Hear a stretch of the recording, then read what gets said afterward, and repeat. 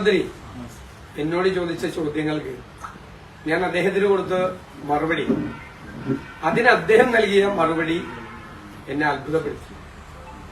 അത് അദ്ദേഹം എഴുതിയതല്ല എന്ന് വിശ്വസിക്കാനാണ് എനിക്കിഷ്ടം. അത് അത്രയും വലിയ നിലവാരത്തകർച്ചയാണ് ആ മറുപടി. തെരഞ്ഞെടുപ്പിന്റെ തലേ ദിവസം സ്വന്തം സൈബർ കിളികളെ പ്രോത്സാഹിപ്പിക്കാൻ വേണ്ടിയിട്ടോ അവരുടെ കയ്യിൽ കിട്ടാനോ വേണ്ടി കൊടുത്തൊരു മറുപടിയാണ്. അത് പൊതുസമൂഹം അദ്ദേഹത്തിന്റെ നിലവാര തകർച്ചയിൽ വിസ്മയിക്കുമെന്ന കാര്യത്തിൽ യാതൊരു സംശയമില്ല. എന്നെ അത്ഭുതപ്പെടുത്തുന്നത് സമരങ്ങളോടുള്ള ഒരു കമ്മ്യൂണിസ്റ്റ് നേതാവിന്റെ പുച്ഛമാണ്. അപ്പോ സമരം ചെയ്തതെല്ലാം നശീകരണ പക്ഷത്താണ് സമരം ചെയ്തത് എന്നാണ് മുഖ്യമന്ത്രിയുടെ പുതിയ വാദം. പഴയ കമ്മ്യൂണിസ്റ്റിൽ നിന്ന് പുതിയ ബൂർഷ്വായിലേക്കുള്ള അദ്ദേഹത്തിന്റെ മാറ്റമാണ് കാണിക്കുന്നത്. അദ്ദേഹം ഇടതുപക്ഷമോ കമ്മ്യൂണിസ്റ്റോ അല്ല. ഇപ്പോ അദ്ദേഹം തീവ്ര വലതുപക്ഷവും ബൂർഷ്വാ നിലപാടുകളുമാണ് അദ്ദേഹം എല്ലാ കാര്യത്തിലും എടുക്കുന്നത്. ഈ ബൂർഷ്വാ നിലപാടാണ്, വലതുപക്ഷ തീവ്ര നിലപാടാണ് സമരം ചെയ്യുന്നവരോടുള്ള ഒരു പരസ്യമായ ഒരു പുച്ഛം. ആ സമരത്തിനോടുള്ള പുച്ഛമാണ് അദ്ദേഹം കാണിക്കുന്നത്.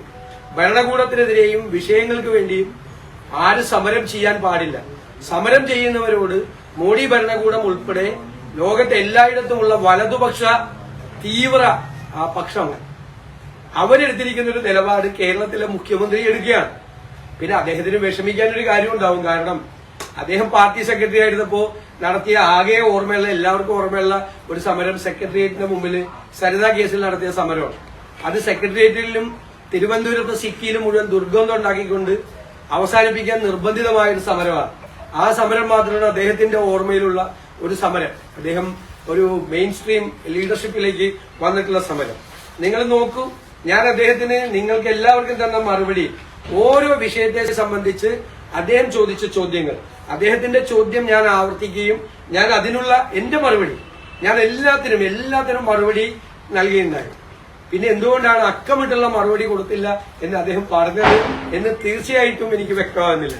പിന്നെ നമ്മൾ ചില കാര്യങ്ങളിൽ സമരം ചെയ്തത് കാലാവസ്ഥാ വ്യതിയാനം മൂലം നമ്മുടെ സംസ്ഥാനത്തുണ്ടാകുന്ന മാറ്റങ്ങളെ കൂടി പരിഗണിച്ചുകൊണ്ടാണ്. അപ്പൊ കേരളത്തിനെതിരായ ഞങ്ങളുടെ സമരം പാരിസ്ഥിതികമായ പ്രത്യാഘാതമാണ്.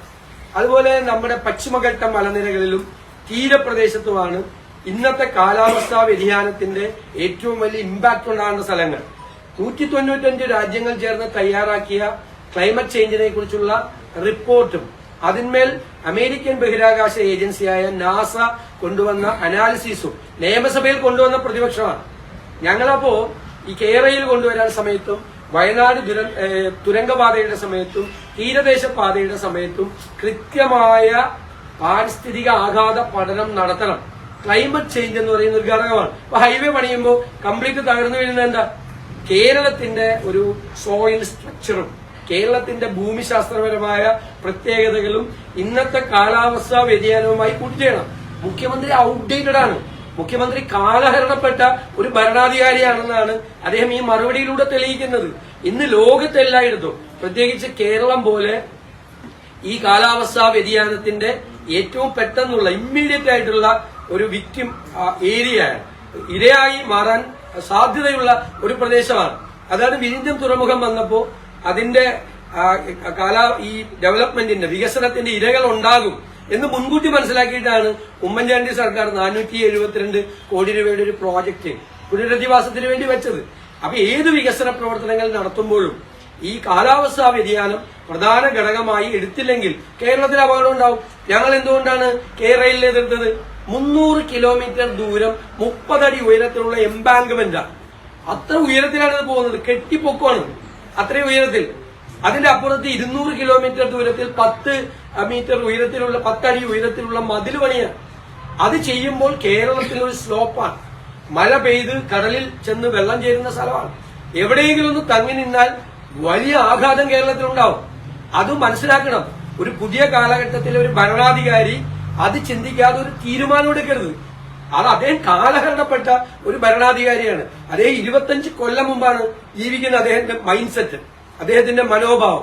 അതുകൊണ്ടാണ് ഇത്തരം കാര്യങ്ങൾ പറയുമ്പോൾ അദ്ദേഹത്തിന് പുച്ഛവും പരിഹാസവും അദ്ദേഹം ഉള്ളത്. രണ്ടാമത് എനിക്കൊരു കാര്യം പറയാനുള്ളത്, അദ്ദേഹം കോൺഗ്രസിനെ കുറിച്ചാണ് ഈ സ്ത്രീ വിഷയവുമായി ബന്ധപ്പെട്ട് അദ്ദേഹം ആക്ഷേപിച്ചുകൊണ്ടിരിക്കുന്നത്. മുഖ്യമന്ത്രി ഇപ്പൊ ചെയ്തത് എന്താ? അദ്ദേഹത്തിന്റെ സഹപ്രവർത്തകനായ മുൻ CPM-ന്റെ MLA PT കുഞ്ഞുമുഹമ്മദിനെതിരെ പരാതി അദ്ദേഹത്തിന്റെ കയ്യിൽ കിട്ടിയത് നവംബർ 27-ാം തീയതിയാണ്. പരാതി പോലീസിന് നൽകിയത് ഡിസംബർ 2-നാണ്. കേസെടുത്തത് ഡിസംബർ 8-നാണ്. 13 ദിവസം ഇത് എന്തുകൊണ്ടാണ് പൂഴ്ത്തിവെച്ചത്? 12-13 ദിവസം എന്തുകൊണ്ടാണ് ഇത് പൂഴ്ത്തിവെച്ചത്? ഒരു MLA-ക്കെതിരായി പരാതി കിട്ടിയപ്പോ അപ്പൊ തന്നെ നേരെ പോലീസിലേക്ക് ഫോർവേഡ് ചെയ്തല്ലോ. ഞാൻ അതിനകത്ത് തെറ്റു പറയില്ല, അങ്ങനെയാണ് ചെയ്യേണ്ടത്. അങ്ങനെ കോൺഗ്രസിൽ നിന്ന് പുറത്താക്കിയ ഒരു MLA-യെ കുറിച്ച് പരാതി കിട്ടിയപ്പോൾ അപ്പൊ തന്നെ പോലീസിന് ഫോർവേഡ് ചെയ്തു. പക്ഷെ മുൻ ഇടതുപക്ഷ MLA-ക്കെതിരായിട്ട് ഒരു സ്ത്രീ പരാതി കൊടുത്തപ്പോ ഈ തെരഞ്ഞെടുപ്പ് കാലത്ത് എന്തിനാണ് 12-13 ദിവസം അദ്ദേഹം പൂഴ്ത്തിവെച്ചത്? അപ്പൊ എന്ത് ഇരട്ട നീതിയാണ് പൂഴ്ത്തിവെച്ചത്. പിന്നെ അദ്ദേഹം പറയുന്നത് കോൺഗ്രസ് മുഴുവൻ സ്ത്രീലമ്പടന്മാരാണ്. അദ്ദേഹത്തിന്റെ മന്ത്രിസഭയിൽ എത്ര പേര് ലൈംഗിക അപവാദ കേസുകളിൽ പെട്ട എത്ര പേർ മന്ത്രിസഭയിലുണ്ടെന്ന് എണ്ണി നോക്കിയാൽ നന്നായിരിക്കും. ഞാൻ പറയണം, ഞാൻ അവരുടെ പേരൊന്നും എണ്ണി നോക്കണം. അദ്ദേഹം MLA-മാരുടെ കൂട്ടത്തിൽ അദ്ദേഹത്തിന്റെ ഓഫീസ്, മുഖ്യമന്ത്രിയുടെ ഓഫീസ്, പിന്നെ മന്ത്രിസഭയിൽ, പിന്നെ MLA-മാരുടെ ഇടതുപക്ഷ MLA-മാരുടെ കൂട്ടത്തിൽ ലൈംഗിക അപവാദ കേസിൽപ്പെട്ട എത്ര പേരുണ്ട് എന്നൊന്ന് പരിശോധിക്കുന്നത് നന്നായിരിക്കും. ഇത്തരം പ്രസ്താവനകൾ കോൺഗ്രസിനെതിരെ നടത്തും. കോൺഗ്രസിന്റെ മുമ്പിൽ ഇത്രയും വിഷയം വന്നപ്പോൾ ഞങ്ങളത് ഭംഗിയായിട്ടാണ് അത് ചെയ്തു തീർത്തത്. ഇതാണ് ഞങ്ങൾക്ക് പറയാനുള്ളത്. പിന്നെ ജയിൽ സമരവുമായിട്ട് ബന്ധപ്പെട്ട് അദ്ദേഹം പറഞ്ഞു, ജയിൽ സമരവുമായി ബന്ധപ്പെട്ട് VM സുധീറിനെതിരായും PK കുഞ്ഞാലിക്കുട്ടി സാഹിബിനെതിരായും അദ്ദേഹം പറഞ്ഞു. അത് കഴിഞ്ഞ ഗവൺമെന്റിന്റെ കാലത്താണ്.